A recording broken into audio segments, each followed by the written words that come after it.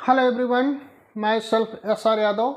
आज की इस क्लास में हम BA LLB 9th semester paper 4th एवं LLB 5th semester paper 2nd के संबंध में चर्चा करेंगे। इस प्रश्न पत्र के अंतर्गत हमारा जो आज का पेपर है लैंड लॉज, भूमि विधियाँ। भूमि विधियों के अंतर्गत पिछली क्लास में हमने जब इंट्रोडक्शन में बताया था तो उसमें बताया था कि मुख्य रूप से भूमि विधियों में जो सिलेबस हमारा बेस्ड है वो मात्र 3 अधिनियमों पर है। उन 3 अधिनियमों में से पहला जो अधिनियम हमारा था उत्तर प्रदेश राजस्व संहिता 2006, यूपी रेवेन्यू कोड 2006 से। उसके संबंध में उत्तर प्रदेश राजस्व संहिता 2006 पर आने से पहले हमारा जो मुख्य आज का टॉपिक है उत्तर प्रदेश में जोत पद्धति का इतिहास एवं विकास, history and development of the land tenure system in UP. कैसे कैसे इतिहास में हमारे यहाँ जो भूमि विधि के संबंध में उपबंध थे या भूमि के विकास में कैसे कैसे उत्तरोत्तर किन किन अधिनियमों के अंतर्गत वृद्धि हुई या उसमें सुधार हुआ, उस पर चर्चा करेंगे। तो हालांकि हम बात जब करेंगे इतिहास की तो जमींदारी प्रथा से पूर्व जो व्यवस्थाएं हुआ करती थीं वो इतना ज़्यादा खतरनाक नहीं साबित हुई, किंतु जमींदारी प्रथा जब लागू हुई, खास करके जमींदारी प्रथा जो है वो अंग्रेजी शासन की देन बताई गई है, क्योंकि अंग्रेजी शासन के दौरान ही जमींदारी प्रथा का ईजाद हुआ था मुख्य रूप से। तो ऐसी अवस्था में ये जमींदारी प्रथा हुआ क्या करती थी। जमींदारी प्रथा से तात्पर्य होता था कि बहुत सारी जमीन किसी एक व्यक्ति के पास रहती थी और उस जमीन पर यानी जो भूमि होती कृषि भूमि, उस कृषि भूमि पर कृषि कार्य करने वाले जो मजदूर या किसान हुआ करते थे उनको उस उपज का कुछ भाग जो है दिया जाता था और कुछ भाग सरकार को दे दिया था। बाकी के जो करीब 70 से लेकर के 75% तक का जो उपज का मुख्य भाग हुआ करता था वो जमींदारों के पास रहा करता था। हालांकि जमींदार ना तो कृषि कार्य करते थे और ना ही वो मुख्य रूप से ज़मीनें उनकी थीं, ज़मीनें सरकार की थीं, यानी जो कृषि भूमि हुआ करती थी वो सरकार की हुआ करती थी। जमींदार सिर्फ उसको अपने अंडर में रख करके उस पर कृषि कार्य करवाते थे और सरकार को कुछ उपज का भाग कुछ उन पर कृषि कार्य करने वाले जो कृषक या मजदूर हुआ करते उनको दे दिया, बाकी चीज़ें बाकी जो उपज का भाग हुआ करता था वो सब अपने पास रखते थे। तो ये जमींदारी जो प्रथा थी ये एक हमारे इतिहास में एक तरीके से कहा जाए एक बीमारी के रूप में रही है। इस बीमारी का इलाज करने के लिए जमींदारी उन्मूलन एवं भूमि व्यवस्था अधिनियम 1950 लाया गया। जमींदारी उन्मूलन एवं भूमि व्यवस्था अधिनियम से पूर्व की क्या स्थिति थी, तो उत्तर प्रदेश में बताया गया है कि जमींदारी प्रथा जो थी वो अंग्रेजी सरकार की देन बताई गई है और उसी जमींदारी प्रथा के परिणाम स्वरूप किसानों में किसान आंदोलन वगैरह हुए, क्योंकि ये सब असंतोष हुआ था।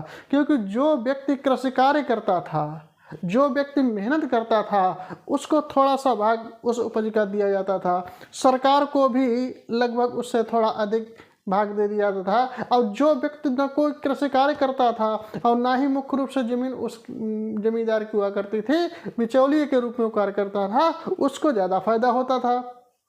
तो ऐसी अवस्था में किसान आंदोलन का यही कारण बना। तो आइए देखते हैं।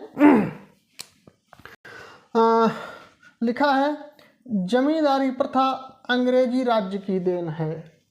भारतीय परंपरागत सिद्धांतों और विचारों के विरोध में यह प्रथा रही है। यानी भारतीय परंपरागत सिद्धांत और विचार जो हैं ये जमींदारी प्रथा हमेशा उसके अगेंस्ट रही है, विरोध रही है।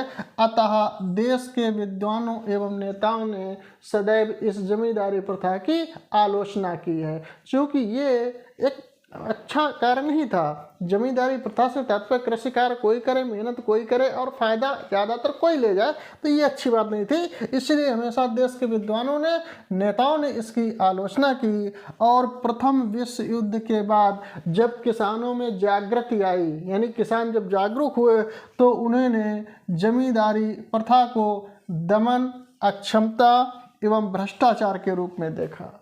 यानी ये जो जमींदारी थी ये दमन करती है, अक्षम है, भ्रष्टाचार के अस्त्र के रूप में काम करती थी, ये किसानों को महसूस हुआ। अतः यही आंदोलन जो है, यही असंतोष जो है किसान आंदोलन का कारण बना।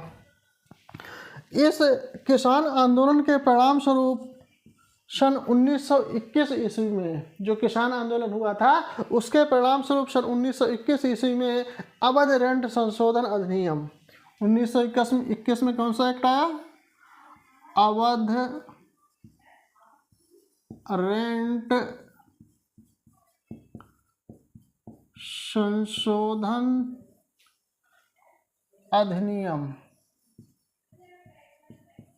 एवं एक तो ये अवध रेंट संशोधन अधिनियम आया था, और दूसरा 1926 ईस्वी में आगरा काश्तकारी अधिनियम। 1926 में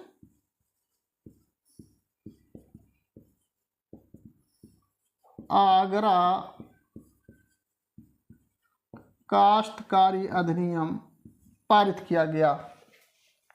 तो जब अवध रेंट संशोधन अधिनियम और आगरा काश्तकारी अधिनियम दो एक्ट आए, एक आया 1921 में, दूसरा आया 1926 में। 1921 में आया हमारा अवध रेंट संशोधन अधिनियम, ये जब पर्याप्त साबित नहीं हुआ तो वर्ष 1926 में आगरा काश्तकारी अधिनियम। हालांकि ये दोनों अधिनियम भी किसानों को संतुष्ट करने में नाकाम रहे, यानी इनमें भी इतने उपबंध पर्याप्त नहीं थे जिससे किसानों को संतुष्टि मिल सके। तो इसके पश्चात सन 1937 ईस्वी में 1937 ईस्वी में भूमि सुधार हेतु उत्तर प्रदेश काश्तकारी अधिनियम 1939 पारित किया गया। 1937 में इसका कार्रवाई प्रारंभ कर दी गई थी। भूमि सुधार हेतु उत्तर प्रदेश काश्तकारी अधिनियम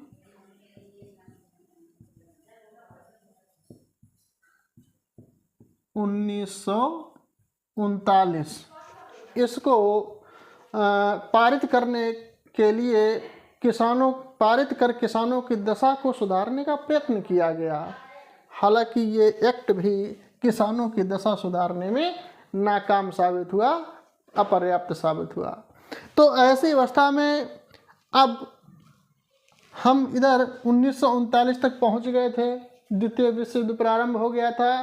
तो इसके पश्चात अब जब द्वितीय विश्व युद्ध समाप्त हुआ करीब 1944 तक, उसी दौरान हम आज़ादी की तरफ भी बढ़े, तो हमने नई नई मांगें प्रारंभ कर दी थी। तो ऐसी अवस्था में वर्ष 1947 से नए अधिनियम आना प्रारंभ हुए। यानी नए अधिनियमों की जो प्रक्रिया थी उनको प्रस्ताव के रूप में लाना प्रारंभ कर दिया गया।